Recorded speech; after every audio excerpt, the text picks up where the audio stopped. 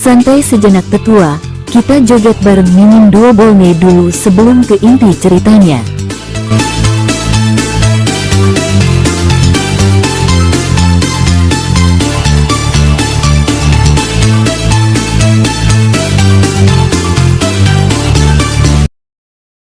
Aura yang terpancar dari Xiao Fan terlalu mengerikan, dan kedua kultivator ranah Selun tidak mampu menekannya. Maaf, gumam Xiao Fan dalam hati, dan aura yang terpancar dari tubuhnya tiba-tiba meningkat lagi. Petir dari langit bergulung-gulung di dekatnya, memukul mundur dua kultivator ranah Senlun. Kemudian sosok Xiao Fan tenggelam ke langit dan berubah menjadi aliran cahaya dan menghilang. Melihat ini, dua kultivator ranah Senlun segera mengejarnya. Sekarang, Xiao Fan sangat cepat, dan ketika ia mengerahkan seluruh kekuatannya, kecepatannya tidak kalah dengan ranah Senlun. Selain itu, Xiao Fan telah menyerap kekuatan jiwa yang ditinggalkan oleh leluhur Phoenix, dapat dengan jelas merasakan arah aura dari dua kultivator ranah Senlun di belakangnya, dan cukup mampu menghindar. Sialan, Xiao Fan, berhenti di situ. Xiao Fan, jangan lari lawan kami. Dua kultivator ranah Senlun itu sangat marah, tetapi pada akhirnya mereka tetap kehilangan jejak Xiao Fan. Kedua pria itu tampak sangat jelek dan dipenuhi kesedihan dan kemarahan. Sial, kenapa ini terjadi? Sialan, dia sebenarnya Xiao Fan. Apa yang harus kita lakukan? Kembalilah dulu dan laporkan masalah ini kepada Yang Mulia secara langsung. Ini urusan Yang Mulia untuk memutuskan apa yang harus dilakukan selanjutnya. Dua orang itu berdiskusi sebentar dan kemudian pergi. Beberapa hari kemudian, dua kultivator ranah Senlun kembali ke alam naga ilahi dan bergegas menemui pemimpin Dewa Naga untuk melaporkan masalah tersebut kepadanya. Yang Mulia, inilah yang terjadi. Long Aotian adalah Xiao Fan. Kau apa yang kamu katakan? Mendengar ini, pemimpin istana Dewa Naga gemetar karena marah, dan niat membunuh menyebar ke seluruh aula, membuat tempat itu diselimuti suasana yang menusuk tulang. Ya, kami melihatnya dengan mata kepala kami sendiri. Ya, Yang Mulia, kami menduga apa yang terjadi di alam Phoenix Langit ada hubungannya dengan Xiao Fan. Kemungkinan besar dialah pelakunya. Mendengar ini, mata pemimpin istana Dewa Naga memerah karena marah, dan dia menggertakkan giginya. Sialan, bajingan ini, dia pantas mati. Pemimpin istana Dewa Naga begitu marah hingga tak mampu menahan amarahnya. Aura mengerikan berguncang dan separuh istana berubah menjadi reruntuhan. Apa pendapat Xiao Fan tentangnya? Bodoh. Sudah menjadi pengetahuan umum bahwa pemimpin istana Dewa Naga menerima Xiao Fan sebagai muridnya. Itu bukan rahasia lagi di alam naga ilahi, atau bahkan di dunia yang tak terhitung jumlahnya. Tetapi sekarang, murid kesayangannya Long Aotian ternyata adalah Xiao Fan, musuh nomor satu di alam naga ilahi. Dapat dikatakan bahwa sama seperti pemimpin istana Dewa Naga yang mengagumi Xiao Fan sebelumnya, dia juga membenci dan memandang rendah Xiao Fan sebanyak itu saat ini, dan niat membunuh di hatinya terhadap Xiao Fan telah mencapai titik yang tidak dapat ditoleransi. Binatang kecil ini, bagaimana dia melakukannya? Pemimpin istana Dewa Naga sangat marah. Dia tidak dapat mengerti bagaimana Xiao Fan menyembunyikan auranya dan tampak seperti naga biasa di depannya. Ini tidak normal, sangat tidak normal. Terlebih lagi, ekspresi pemimpin istana Dewa Naga menjadi semakin serius saat dia melihat betapa mengerikan dan berbahayanya Xiao Fan. Brengsek, bahkan ketika memikirkan Xiao Fan memberi penghormatan pada patung Kaisar Naga Ilahi dan memperoleh darah Kaisar Naga Ilahi, pemimpin istana Dewa Naga tidak dapat menahan gemetar seluruh tubuhnya. Selain itu, ia juga menjodohkan putri Longyong, Xiyun, dengan Xiao Fan. Apa yang telah kulakukan? Apa yang telah kulakukan? Pemimpin istana Dewa Naga meraung ke langit. Raut wajahnya dipenuhi amarah yang luar biasa. Pergi, bawa Longyong dan Xiyun ke sini, pergi. Setelah pemimpin istana Dewa Naga sedikit tenang, dia berbicara dengan marah. Ya, dua kultivator ranah Selun menanggapi serempak, dan mereka pergi bersama. Tenang, tenang. Aku tidak bisa marah, aku tidak bisa membiarkan anak ini mempermainkanku, kalau tidak, konspirasinya mungkin akan berhasil. Aura yang terpancar dari Xiao Fan terlalu mengerikan, dan kedua kultivator ranah Selun tidak mampu menekannya. Maaf, gumam Xiao Fan dalam hati, dan aura yang terpancar dari tubuhnya tiba-tiba meningkat lagi. Petir dari langit bergulung-gulung di dekatnya, memukul mundur dua kultivator ranah Senlun. Kemudian sosok Xiao Fan tenggelam ke langit dan berubah menjadi aliran cahaya dan menghilang. Melihat ini, dua kultivator ranah Senlun segera mengejarnya. Sekarang, Xiao Fan sangat cepat, dan ketika ia mengerahkan seluruh kekuatannya, kecepatannya tidak kalah dengan ranah Senlun. Selain itu, Xiao Fan telah menyerap kekuatan jiwa yang ditinggalkan oleh leluhur Phoenix, dapat dengan jelas merasakan arah aura dari dua kultivator ranah Senlun di belakangnya, dan cukup mampu menghindar. Sialan, Xiao Fan, berhenti di situ. Xiao Fan, jangan lari lawan kami. Dua kultivator ranah Senlun itu sangat marah, tetapi pada akhirnya mereka tetap kehilangan jejak Xiao Fan. Kedua pria itu tampak sangat jelek dan dipenuhi kesedihan dan kemarahan. Sial, kenapa ini terjadi? Sialan, dia sebenarnya Xiao Fan. Apa yang harus kita lakukan? Kembalilah dulu dan laporkan masalah ini kepada Yang Mulia secara langsung. Ini urusan Yang Mulia untuk memutuskan apa yang harus dilakukan selanjutnya. Dua orang itu berdiskusi sebentar dan kemudian pergi. Beberapa hari kemudian, dua kultivator ranah Senlun kembali ke alam naga ilahi dan bergegas menemui pemimpin Dewa Naga untuk melaporkan masalah tersebut kepadanya. Yang Mulia, inilah yang terjadi. Long Aotian adalah Xiao Fan.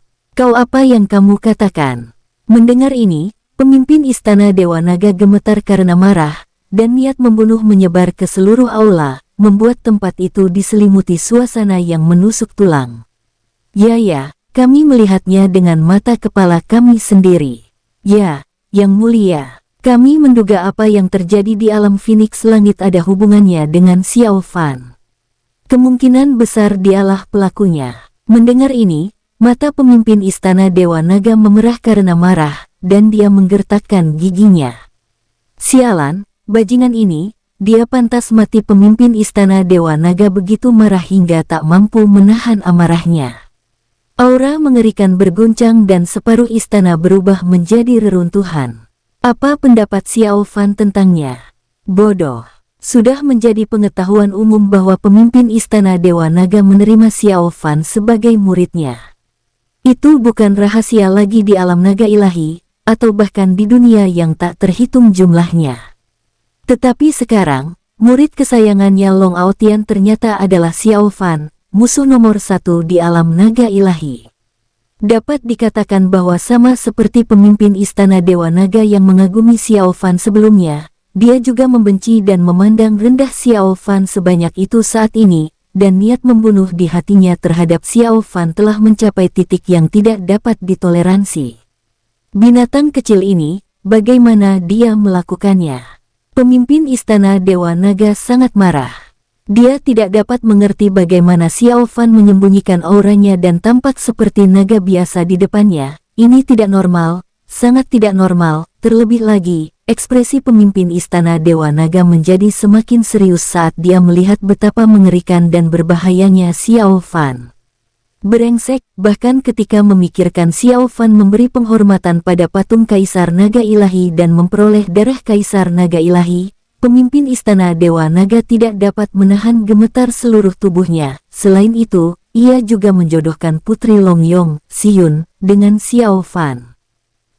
Apa yang telah kulakukan? Apa yang telah kulakukan? Pemimpin Istana Dewa Naga meraung ke langit, raut wajahnya dipenuhi amarah yang luar biasa. Pergi, bawa Longyong dan Xiyun ke sini, pergi.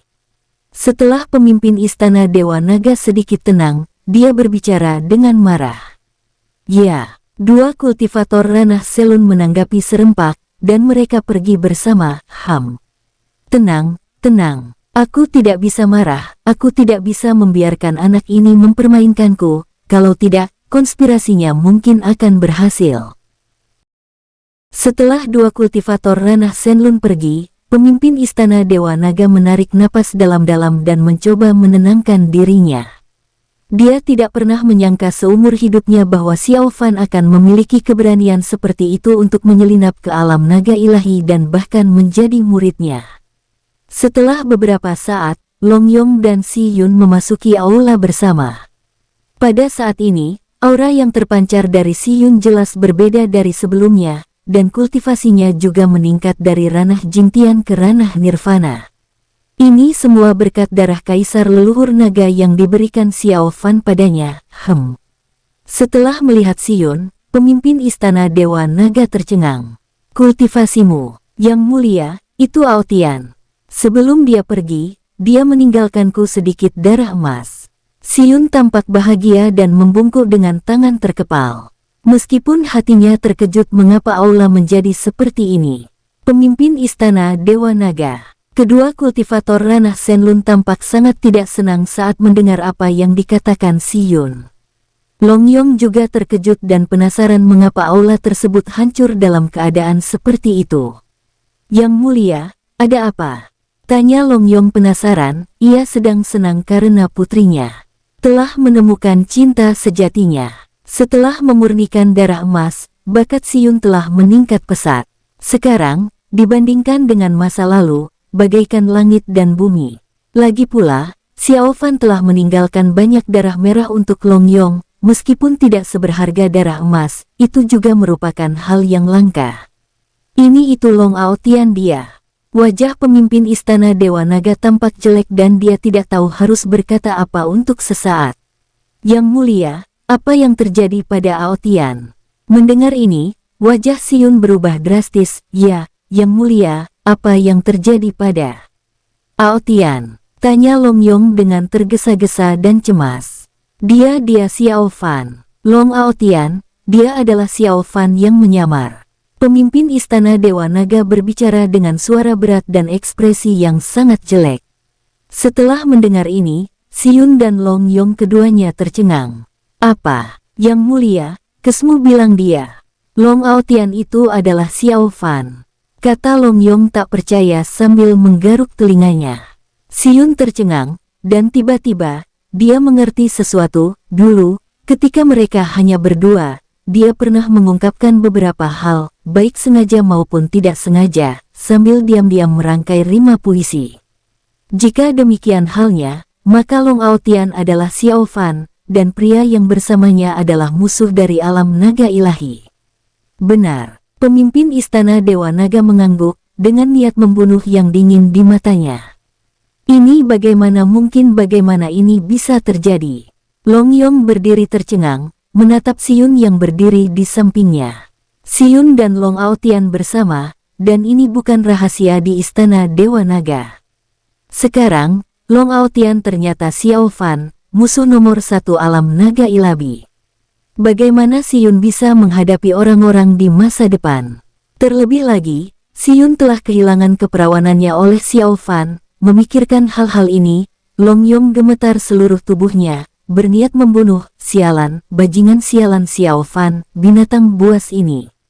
Pemimpin Istana Dewa Naga menghela napas, dan wajahnya tampak sangat jelek. Namun, dia tidak menyalahkan Long Yong dan Si Yun atas masalah ini. Lagi pula mempertemukan Si Yun dan Long Aotian adalah idenya. Dapat dikatakan bahwa Si Yun adalah korban. Ekspresi Si Yun rumit, wajahnya tidak yakin, hatinya dipenuhi perasaan campur aduk, dan pikirannya kacau. Si Yun, apa yang Xiao Fan katakan kepada kalian sebelum dia pergi? Pemimpin Istana Dewa Naga menatap Si Yun dan berbicara dengan suara berat. Tidak, dia bilang akan segera kembali, dan aku tidak terlalu memikirkannya saat itu. Si Yun menggelengkan kepalanya, wajahnya pucat dan lemah. Ini baiklah, pemimpin Istana Dewa Naga mengangguk. Yang mulia, kamu harus membunuh bajingan kecil itu. Long Yong meraung, dia menghancurkan kepolosan putriku tercinta. Jangan khawatir. Pemimpin Istana Dewa Naga mengangguk. Terima kasih, Yang Mulia. Long Yong mengepalkan tinjunya. Baiklah. Kalian boleh pergi. Pemimpin Istana Dewa Naga menghela napas dan berbicara. Ya, Long Yong, Si Yun, dan dua kultivator ranah Shenlun mundur bersama. Sialan, Xiao Fan, tunggu saja.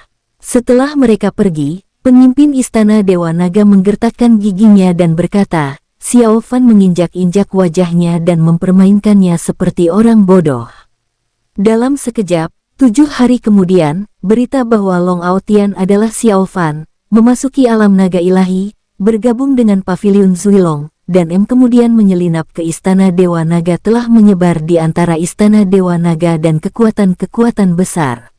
Begitu berita itu tersebar, berbagai kekuatan besar termasuk Paviliun Zuilong, Sekte Shenlong, Sekte Feilong, dan Sekte Salong terjerumus ke dalam guncangan dan kekacauan yang belum pernah terjadi sebelumnya. Apa itu Long Aotian itu sebenarnya Xiao Fan? Sialan binatang ini. Arksirah pembunuh naga dari Sekte Salong. Darah naga suciku sudah habis. Para pemimpin pasukan ini semuanya pingsan, mereka tidak pernah bermimpi hal seperti ini akan terjadi. Di antara mereka, kekuatan yang paling runtuh adalah Paviliun Zuilong, karena Long Aotian adalah murid Paviliun Zuilong, sulit untuk tidak menimbulkan kecurigaan. Pemimpin Istana Dewa Naga bahkan memanggil semua leluhur dan pemimpin Paviliun Zuilong ke Istana Dewa Naga untuk diinterogasi. Tetapi mereka terus mengklaim bahwa mereka tidak bersalah, mengatakan mereka sebenarnya tidak tahu. Terlebih lagi, Xiao Fan juga pernah pergi ke Paviliun Zuilong sebelumnya, dan bersama Long Cheng, dia mencuri sejumlah besar sumber daya Paviliun Zuilong. Pemimpin Istana Dewa Naga percaya apa yang dikatakan oleh Paviliun Zuilong. Lagi pula, dia sendiri telah ditipu oleh Xiao Fan, apalagi Paviliun Zuilong ini. Pada saat ini, Long Cheng sangat tidak beruntung karena ia dihalangi di luar aula samping oleh sekelompok orang kuat. Long Cheng, keluarlah dan keluarkan apa yang kamu ambil dari Sekte Salong kami. Long Cheng, kamu dan Xiao Fan bersekongkol satu sama lain. Long Cheng, keluar. Kamu pangeran keluarga kerajaan, dasar pembohong besar. Aku tidak melakukannya, aku juga korban. Aku ditipu. Aku tidak punya sumber daya. Semuanya diambil oleh Xiao Fan. Dari aula samping, raungan keras Long Cheng terdengar. Long Cheng, keluarlah dan jelaskan semuanya dengan jelas. Benar, Long Cheng. Keluarlah dan jelaskan semuanya dengan jelas. Apa hubunganmu dengan Xiao Fan? Long Cheng, keluarlah. Jangan bersembunyi, kamu tidak bisa terus bersembunyi.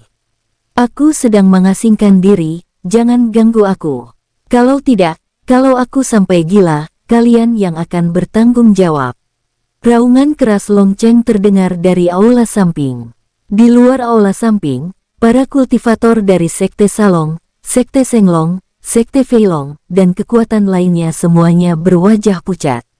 Jika bukan karena aturan Istana Dewa Naga, mereka pasti sudah menyerbu dan menangkap Long Cheng.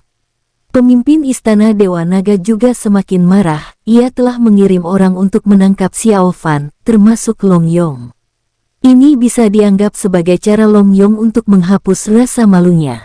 Adapun Si Yun, ia tentu saja terpengaruh oleh kejadian ini, tetapi karena Xiao Fan meninggalkan darah emas sebelum kepergiannya, bakat Si Yun meningkat pesat dan ranahnya pun meningkat pesat. Kini Si Yun adalah jenius wanita nomor 1 di Istana Dewa Naga. Statusnya tidak hanya tidak menurun, tetapi justru semakin kokoh. Hanya saja ada begitu banyak rumor berbeda tentang Si Yun yang sangat sulit diterima oleh Si Yun. Namun, karena sebagian besar rumor tersebut benar, Si Yun tidak membantah apapun. Namun, Long Cheng berada dalam situasi yang menyedihkan sekarang, ia tidak berani meninggalkan pintu aula samping selangkah pun. Long Cheng, dasar bajingan, kamu harus mengatakan yang sebenarnya. Pemimpin dan leluhur Paviliun Zuilong juga datang dengan marah saat ini. Namun, setelah melihat leluhur dan pemimpin Paviliun Zuilong, orang-orang dari Sekte Salong, Sekte Feilong, Sekte Shenlong dan kekuatan lainnya semuanya memelototi mereka. Kalian-kalian dari Paviliun Zuilong, masih berani datang ke sini. Apa hubungan Long Aotian dengan kalian? Pemimpin Sekte Senglong meraung dan menunjuk pemimpin paviliun pemimpin dengan marah. Apa maksudmu? Pemimpin paviliun Zuilong tercengang. Kalian dari paviliun Zuilong masih saja berpura-pura bodoh. Long Aotian itu, Ham Xiaofan itu. Dia datang dari paviliun Zuilong kalian untuk berpartisipasi dalam kompetisi. Beraninya kalian bilang tidak tahu identitasnya. Apa kalian tidak menyelidiki latar belakang murid seperti itu sebelumnya? Pemimpin Sekte Eilong berbicara dengan suara serak, kami benar-benar tidak tahu. Wajah pemimpin paviliun Zuilong tampak muram, paviliun Zuilong harus bertanggung jawab. Kamu harus bertanggung jawab penuh atas masalah ini dan mengganti kerugian kami. Kata pemimpin Sekte Salong dengan marah, berniat memeras paviliun Zuilong untuk mengganti kerugian mereka. Ya, dan kami dari Sekte Senglong, kalian harus mengganti kerugian kami. Jika kalian tidak memberiku kompensasi, Sekte Jiulong tidak akan pernah membiarkan kalian lolos. Orang-orang yang telah ditipu oleh Xiao Fan itu berbicara dengan marah satu persatu. Ini kami juga korban. Pemimpin paviliun Zuilong memucat, lah tidak menyangka akan berakhir seperti ini. Di sampingnya, leluhur paviliun Zuilong mendengus dingin, dan aura kuat keluar dari tubuhnya. Ia berkata dengan marah. Apa? Yang Mulia tidak mengatakan, apalagi yang ingin kalian lakukan pada paviliun Zuilong kami? Apakah kata-katamu lebih kuat daripada Yang Mulia? Mendengar perkataan leluhur paviliun Zuilong, semua orang tercengang mengetahui bahwa orang tua ini berencana untuk menyalahkan mereka. Mereka menjadi cemas saat itu juga dan berbicara dengan marah, satu persatu. Kamu jangan bicara omong kosong, kami tidak mengatakan itu. Benar, jangan libatkan Yang Mulia dalam masalah ini. Xiao Fan berasal dari paviliun Zuilong. Benar sekali, paviliun Zuilong punya tanggung jawab yang tak terelakkan atas masalah ini. Orang-orang dari Sekte Salong, Sekte Feilong, dan Sekte Senglong ini secara alami tahu apa yang dimaksud oleh leluhur paviliun Zuilong. Memang benar bahwa Xiao Fan pergi ke kompetisi dari paviliun Zuilong, tetapi dia juga merupakan murid dari pemimpin Istana Dewa Naga. Jika harus melibatkan hubungan, maka pemimpin Istana Dewa Naga memiliki hubungan yang lebihlah besar. Terlebih lagi, mereka semua tahu betul bahwa paviliun Zuilong pasti tidak mengetahui masalah ini sebelumnya. Jika tidak, bahkan jika mereka diberi beberapa ratus keberanian, mereka tidak akan berani melakukannya. Namun, sekarang mereka tidak akan membahas hal-hal ini. Mereka harus menemukan cara untuk mengurangi kerugian mereka dan membiarkan paviliun Zuilong membantu mereka menanggung sebagian beban. Biar ku beritahu, kami paviliun Zuilong ditipu lebih parah lagi. Bajingan kecil itu dan Long Cheng, mereka pantas mati. Leluhur paviliun Zuilong meraung. Long Cheng, keluar. Jangan jadi pengecut di sana, keluarlah. Leluhur paviliun Zuilong sangat marah, dan aura yang menakutkan meledak. Melihat leluhur paviliun Zuilong begitu marah, orang-orang dari Sekte Salong, Sekte Senglong, Sekte Feilong dan sekte lainnya saling berpandangan, semuanya terdiam. Tiba-tiba, mereka memahami sesuatu yaitu, paviliun Zuilong mungkin ditipu lebih parah dari mereka. Aku tidak mau, aku tidak tahu apa-apa. Wajah Long Cheng memucat. Di ruang rahasia di aula samping, ia masih bisa mendengar segala macam umpatan marah dari luar. Saat bekerja dengan Xiao Fan saat itu, Long Cheng tahu bahwa hari ini akan datang cepat atau lambat. Tapi Long Cheng tidak menyangka para petinggi ini akan muncul sendiri. Long Cheng menghela napas dan diam-diam mengeluarkan sumber daya yang telah dicuri oleh dia dan Xiao Fan. Berlatihlah, jadi lebih kuat, gumam Long Cheng, lah ingin membuat debut yang memukau seperti siun. Xiao Fan meninggalkan sejumlah darah merah untuk Long Cheng sebelum pergi. Meskipun tidak banyak, menyempurnakan semuanya akan sangat bermanfaat bagi Long Cheng. Oleh karena itu, meskipun Long Cheng dipaksa masuk ke aula samping dan tidak berani menunjukkan kepalanya, dia tidak menyimpan dendam terhadap Xiao Fan di dalam hatinya. Long Cheng bahkan merasa bahwa dia belum berbuat cukup banyak untuk Xiao Fan saat itu. Xiao Fan membalas kebaikan Long Cheng. Tak hanya menyelamatkan nyawanya, ia juga memberinya darah kaisar naga ilahi yang berharga. Long Cheng sangat berterima kasih. Pada saat yang sama, dia juga sangat iri pada Xiyun. Jika aku seorang wanita, aku pasti akan meminta untuk menjadi selirnya. Long Cheng menggelengkan kepalanya, diam-diam merasa menyesal di dalam hatinya. Garis keturunanku, kurasa tak ada generasi muda zaman sekarang yang lebih murni dariku. Xiyun perlahan membuka matanya di ruang rahasia, kilatan cahaya berkelebat di matanya dan aura naga samar menyelimutinya. Energi naga ini tidak sederhana, semuanya diubah dari esensi darah kaisar naga ilahi. Setelah Xiyun memurnikan darah emas, konsentrasi darahnya mencapai tingkat yang mengerikan. Xiao Fan, tunggu saja beraninya kamu berbohong padaku, gumam Xiyun dengan ekspresi rumit. Kebencian itu tidak mungkin, karena Xiyun tahu betul bahwa Xiao Fan mempunyai perasaan padanya. Hanya saja perasaan ini hanya sedikit. Itu bisa meninggalkan darah emas, dan dengan banyaknya peringatan dan pukulan sebelumnya, Xiyun seharusnya sudah menyadarinya sejak lama. Namun, Xiyun tidak pernah menyangka bahwa pemimpin Istana Dewa Naga tidak menyadari bahwa Long Aotian adalah palsu. Masalah ini sungguh tidak dapat dipercaya, bahkan sekarang pun Xiyun pasti masih menganggapnya tidak dapat dipercaya. Di masa depan, saat Xiyun melihat Xiao Fan, dia pasti akan bertanya mengapa dia tidak memberitahukan identitas aslinya sebelum pergi. Xiyun, aku di sini. Keluar dan temui aku, Xiyun, aku membawa beberapa ikan karang langka, keluar dan lihatlah. Xiyun, jangan khawatir, bahkan jika kamu kehilangan keperawananmu oleh Xiao Fan, aku akan tetap mencintaimu. Ketika Xiyun mendengar pengejarnya berteriak di luar aula samping, wajahnya menjadi sangat muram. Bajingan-bajingan ini Xiyun sangat marah. Dibandingkan dengan Xiao Fan, mereka bukan apa-apa. Xiyun memejamkan matanya, menutup pendengarannya, dan membenamkan dirinya dalam kultivasi. Menantikan pertemuan kembali dengan Xiao Fan di masa mendatang, alam Phoenix Langit. Bukan rahasia lagi apa yang dilakukan Xiao Fan di alam Phoenix Langit sambil berpura-pura menjadi Feng Liang. Ketika masalah ini pertama kali diketahui, pemimpin Istana Phoenix Langit runtuh. Aura yang meletus saat itu hampir menghancurkan seluruh istana. Meskipun beberapa hari telah berlalu, pemimpin Istana Phoenix Langit masih marah dan tidak ada seorang pun yang berani mendekatinya. Sialan, binatang kecil ini pantas mati. Berani-beraninya dia berbohong padaku, sungguh brengsek. Mata pemimpin Istana Phoenix Langit memerah. Ketika ia teringat bagaimana ia menyaksikan kepergian Xiao Fan dengan mata kepalanya sendiri, ia menjadi geram. Sialan kamu, binatang kecil, aku pasti akan mengulitimu hidup-hidup. Di mana dia? Cepat periksa dan cari tahu di mana Xiao Fan berada. Dia harus dibunuh, dia harus dibunuh.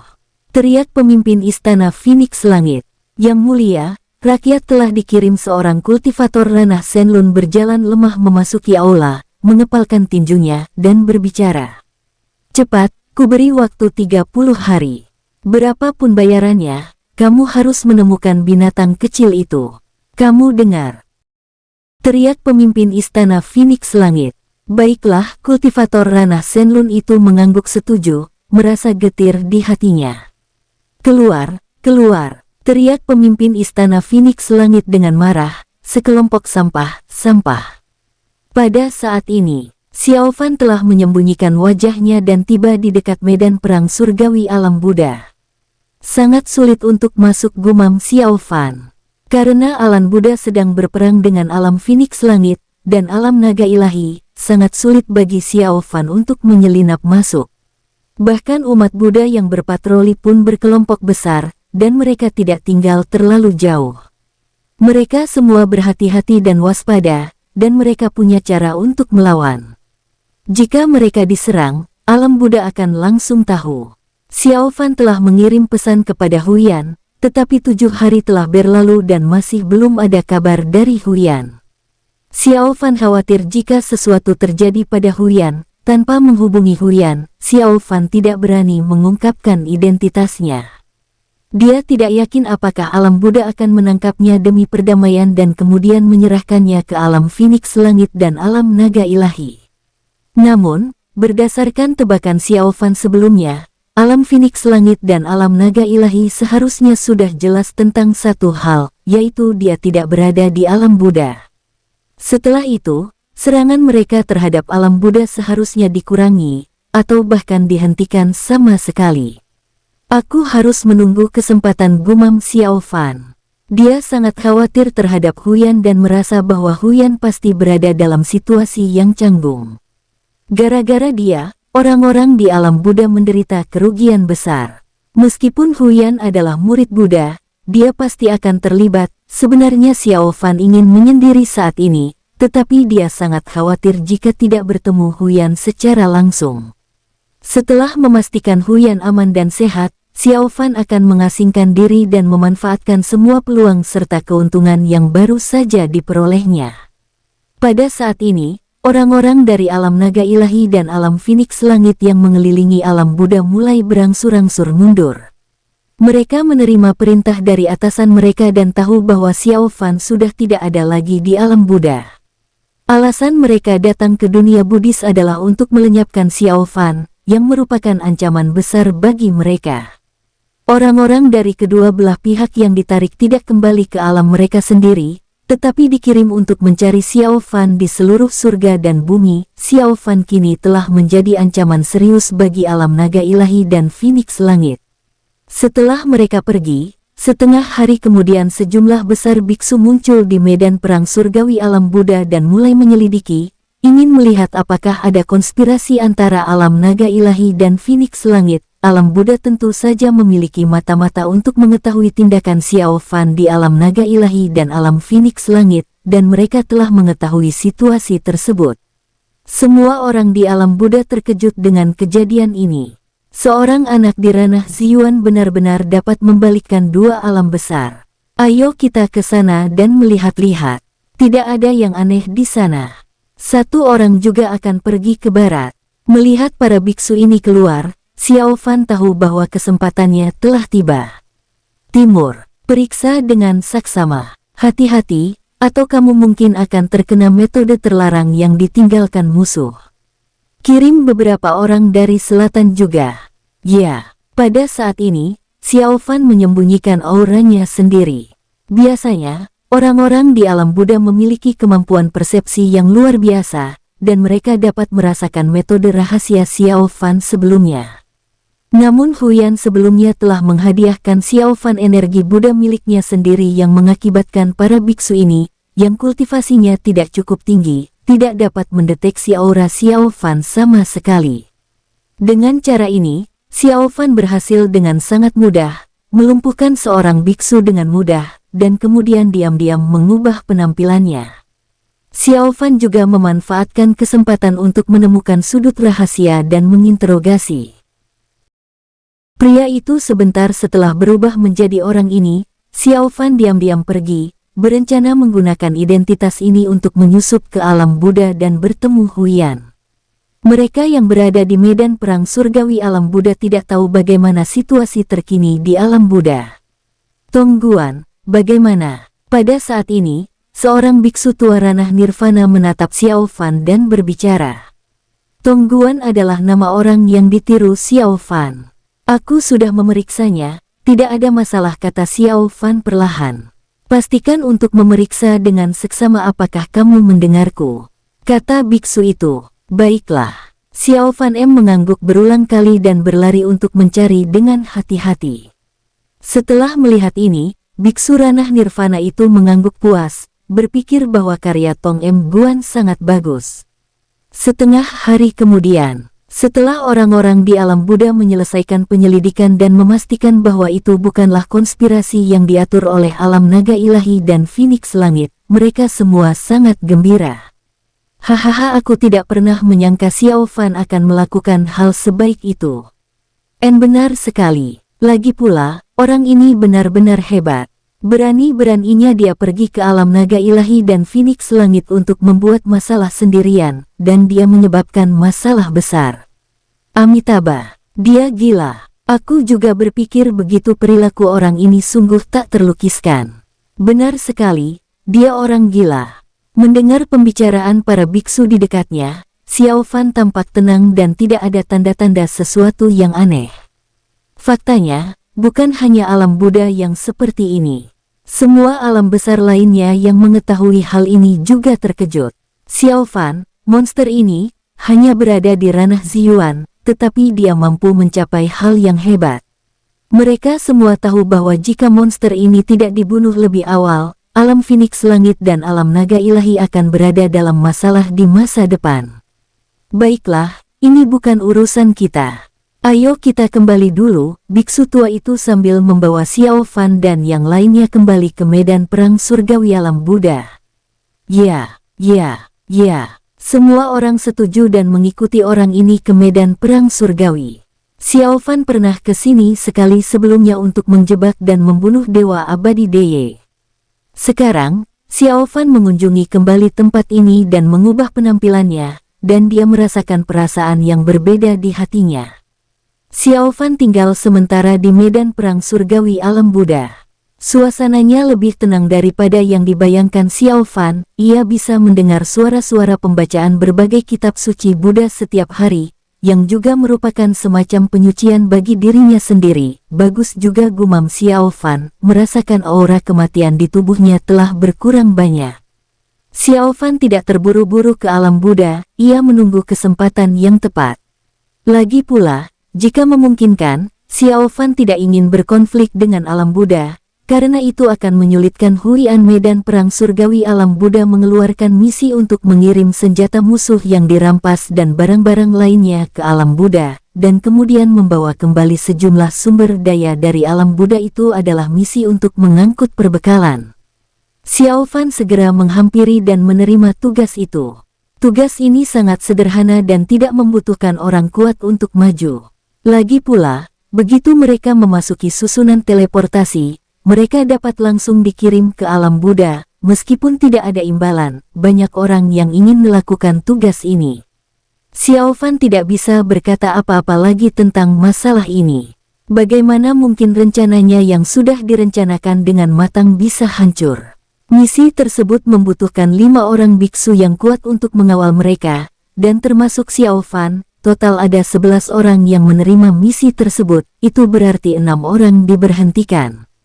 Jadi, untuk melenyapkan para pembangkang, Xiao Fan mengambil tindakan diam-diam dan menyerang para biksu ini di kediaman mereka saat mereka tidak memperhatikan, membuat mereka pingsan sementara. Xiao Fan bertindak sangat rahasia, dan tak seorang pun akan menemukan petunjuk apapun untuk saat ini.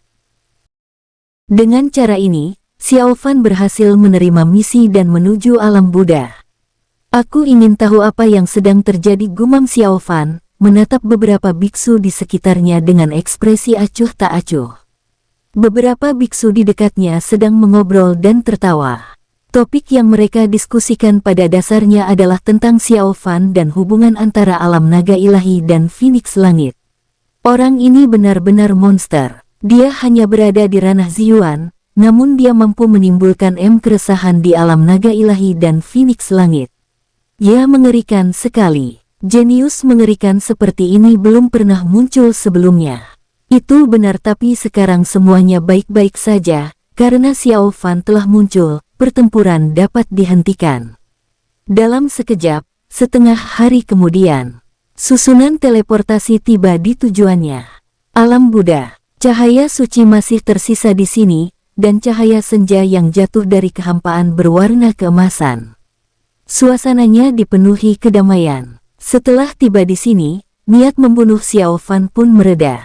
Alam Buddha memang pantas menyandang reputasinya, gumam Xiao Fan. Ada apa, Tongguan? Tanya seorang biksu dari samping, menatap Xiao Fan dengan heran. Tidak ada. Xiao Fan menggelengkan kepala dan menghela napas. Ia tampak normal dan tidak menunjukkan sesuatu yang aneh. Oh, biksu itu mengangguk dan tidak mengajukan pertanyaan lebih lanjut.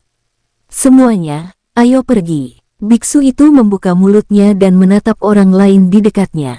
Semua orang mengangguk. Xiao Fan juga mengangguk. Mereka akan pergi ke istana 10.000 Buddha untuk menyerahkan misi di sana. Xiao Fan juga berencana pergi ke Istana 10.000 Buddha sebagai tungguan untuk memeriksa situasi dan melihat apakah dia bisa mendapatkan informasi terkait Huyan. Semua orang berangkat, dan jalan dipenuhi dengan lampu warna-warni. Cahaya ini bersinar ke segala arah, penuh dengan pemujaan tanpa akhir. Di alam Buddha, meskipun ada banyak kekuatan, mereka semua memiliki asal-usul yang sama, dan tujuan mereka adalah untuk bergabung dengan Istana 10.000 Buddha. Hal-hal ini bukanlah rahasia, dan Xiao Fan telah mengetahui beberapa di antaranya sebelumnya. Tentu saja, agama Buddha tidak terbatas dan terbagi menjadi banyak golongan, termasuk golongan yang berfokus pada penyelamatan diri sendiri dan makhluk lain, dan golongan yang berfokus pada pengembangan pahala. Saat Xiao Fan dan Huyan bersama sebelumnya, mereka pernah membicarakan hal-hal ini. Dalam sekejap, karena lokasi teleportasi relatif dekat dengan Istana 10.000 Buddha, 2 jam kemudian, Xiao Fan dan beberapa biksu tiba di Istana 10.000 Buddha. Di sini, istana emas besar menjulang ke langit bersinar dengan cahaya keemasan yang menyilaukan, dan patung Buddha besar berdiri di antara awan, penuh dengan suasana sakral. Setelah tiba di sini, Xiao Fan menghembuskan napas dan merasakan aura kuat dari Sang Buddha, aura yang begitu kuat, gumam Xiao Fan. Menghadap patung Buddha itu, ia merasa bersalah, aku tidak menyangka ternyata metodenya begitu ampuh. Xiao Fan menghela napas, sangat percaya diri dengan kemampuan penyamarannya. Sebelumnya, di hadapan pemimpin Istana Dewa Naga dan pemimpin Istana Phoenix Langit, Xiao Fan bisa menyembunyikan dirinya dengan sempurna.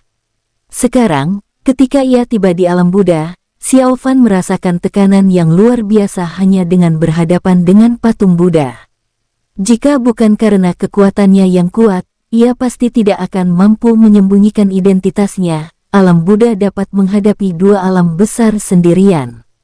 Tanpa tingkat kekuatan tertentu, hal ini mustahil. Tapi Xiao Fan tidak menyangka kekuatan alam Buddha akan begitu kuat. Tongguan, ada apa denganmu? Seorang biksu menatap Xiao Fan dan bertanya dengan heran. Setelah mereka tiba di sini, mereka tidak merasakan sesuatu yang aneh pada tubuh mereka. Tidak ada. Xiao Fan menggelengkan kepalanya dan menghela napas. Kalau begitu, ayo kita masuk cepat.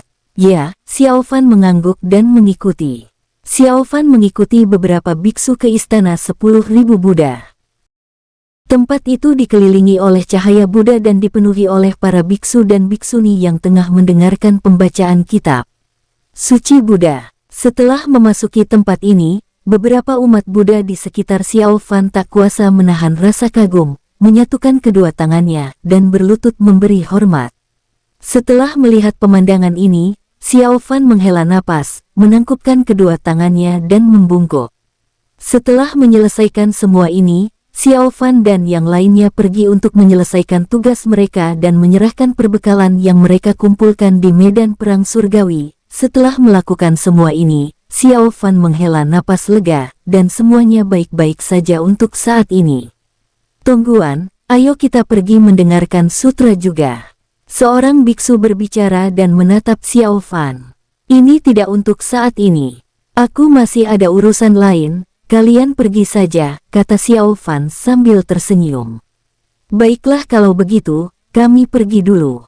Beberapa biksu itu tidak terlalu memikirkannya, mereka berbalik dan pergi. Setelah mereka pergi, Xiao Fan menghela napas dan pergi juga.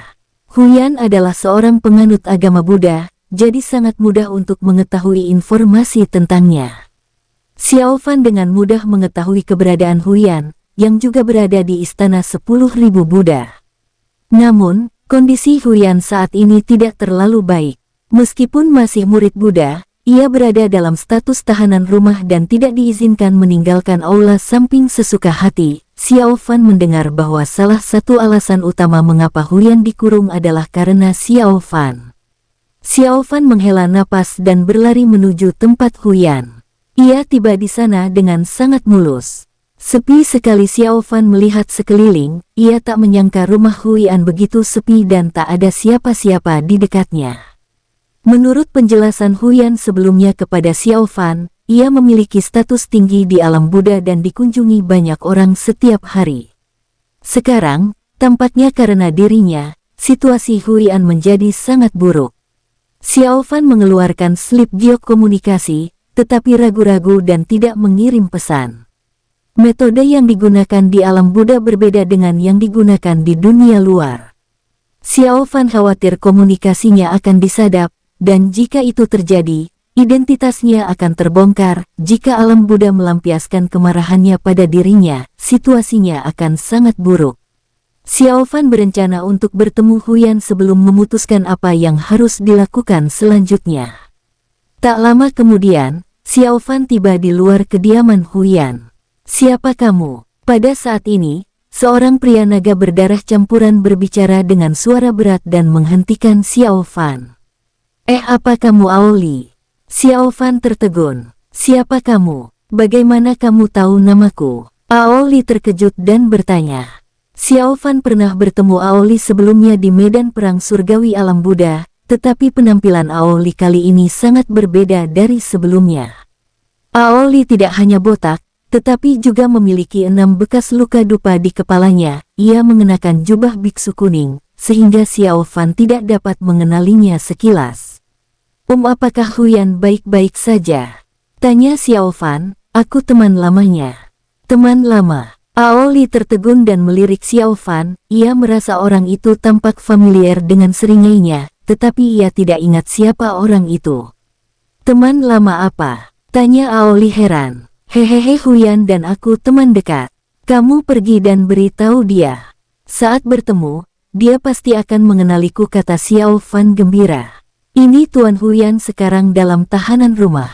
Kalau tidak ada urusan, pergi saja." Aoli berpikir sejenak lalu berkata, "Aku punya urusan mendesak dan ingin melaporkannya. Tuan jangan khawatir, kami hanya perlu bertemu sekali." Xiao Fan berpikir sejenak dan berkata, "Kamu siapa namamu?" "Namaku Lingdongan." Baiklah, aku akan melaporkannya dan melihat apa pendapat Tuan Huyan." Aoli ragu sejenak lalu mengangguk. "Tunggu aku di sini, jangan bergerak." "Baiklah." Xiao Fan mengangguk. Aoli berbalik dan memasuki aula samping. Tak lama kemudian, Aoli muncul dengan tatapan yang sangat aneh. "Bagaimana? Apa yang Huyan katakan?" tanya Xiao Fan. Bersambung. Sampai jumpa di episode selanjutnya para tetuaku, semoga terhibur.